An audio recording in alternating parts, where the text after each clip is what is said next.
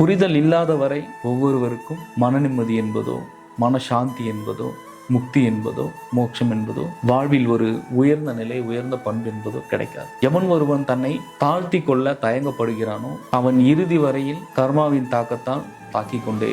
நான் ஒன்றும் அற்றவன், என்னிடம் ஒன்றும் இல்லை என்று பூரணமாக தன்னை ஒப்புக்கொள்பவன் ஞானி ஆகிறான். எல்லாம் இறைவன் செயலே, எல்லாம் சிவத்தின் செயலே, சகலமும் அவனின்றி இங்கு ஒரு அணுவும் அசையவில்லை, அனைத்திலும் அவனே, அவன் பேரருளே, அவனே அனைத்திலுமாக இருந்து கொண்டு விளையாட்டு காண்பித்துக் கொண்டிருக்கிறான். அனைத்திலும் இறைவனையே வைத்து காணுதல் மிக மிக முக்கியமான ஒரு விஷயம் ஒவ்வொருவருக்கும். சார், இறைவன் இல்லை என்றால் யாதொன்றும் இல்லை, இறைவன் இல்லை என்றால் சிருஷ்டி ஏது, இறைவன் இல்லை என்றால் படைத்தல் காத்தல் அழித்தல் ஏது, அனைத்தையும் அவனிடத்தை ஒப்படைத்து விட்டு தான் ஒன்றும் இல்லை என்று 2 கால்களையும் முட்டி போட்டு இறைவனிடத்தை சரணாகதி அடைந்து முழுமையாக தன்னை இறைவனிடத்தே அகத்தில் வைக்கும் பொழுது பூரண இறை அருள் பெற்று மரணமில்லா பெருவாழ்வுக்கு ஒவ்வொரு மனிதனாலும் செல்ல முடியும்.